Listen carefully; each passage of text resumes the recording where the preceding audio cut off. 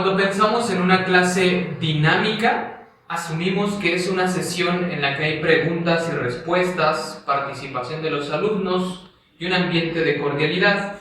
Pero en escenarios muy específicos, la palabra dinámica sugiere ir mucho más lejos. En este sentido, ¿qué valor pueden tener tanto la implementación de ejercicios que involucren la vivencia del cuerpo, como la experimentación y exploración del entorno inmediato en el que se desarrolla la clase? Bueno, yo cuando me dices una clase dinámica implica que hay preguntas y respuestas. Yo pensaría que no necesariamente, primero. Puede haber cuestionamientos, puede haber discusiones, pero una clase dinámica tendría que caracterizarse por la posibilidad dialógica que da. Por un lado. Por otro lado, la experiencia corporal es distinta, el sentido de la corporalidad en el aula es distinto porque tradicionalmente se piensa que en las aulas se ejerce solo las facultades cognitivas. Sin embargo, están ahí una serie de facultades corporales que nos hacen ser y estar con nosotros y con el mismo contenido, ¿no? Yo misma ahora muevo las manos, es un sentido de vitalidad. Una clase dinámica es una clase en la que estamos vivos, es una clase en la que hay esta vitalidad que no necesariamente tiene que limitarse a un juego de ping pong entre preguntas y respuestas, ¿no? O entre discursos y escritura, sino que más bien es un ejercicio mismo de la vitalidad. De acuerdo. Y otra pregunta en torno a esta vitalidad, pero principalmente pensando en estas dinámicas o actividades, ¿cómo podríamos introducirlas sin forzar su presencia y atendiendo al currículo, pero sin someternos a él? ¿Cómo podríamos aplicar las actividades en el aula, a cualquiera que estén planeadas? Este tipo de actividades en las que implicamos esta vitalidad. Este ser vivo en el aula, ok.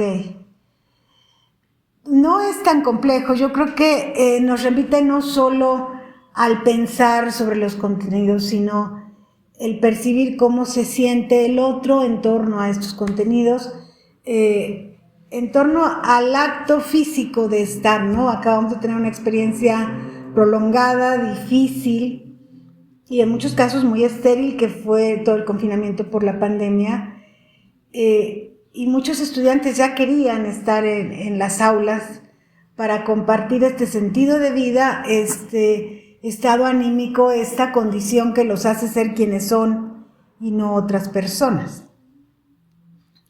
Yo creo que el currículo mismo tiene que ser pensado y sentido desde la propia noción de esta otredad, la propiedad y el sentido de vida que nos da el poder acceder a diferentes tipos de conocimientos, ¿no?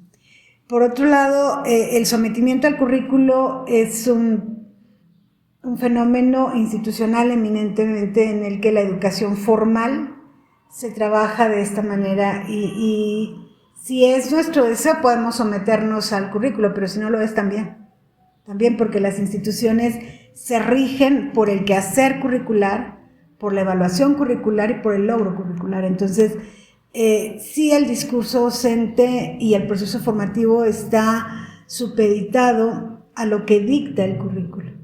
Sin embargo, aquí sí, como diría Tardif, considerar que se trata de una actividad muy artesanal, muy particular, reviste a la docencia de un carácter no solo artístico, sino afectivo y también de mucha vitalidad. El docente tiene que ser capaz de recuperar lo vivo del otro, lo que aporta ese otro, lo que aprende el docente de ese otro que es el estudiante, y en un sentido de regreso circular, el estudiante mismo recibe de la docencia, del currículo, de la información misma, una serie de elementos que le permiten considerarse vivo en la medida en que lo cuestiona, no en la medida en que lo digiere o se apropia de un saber ajeno a él, sino en la medida en que es capaz de cuestionarlo.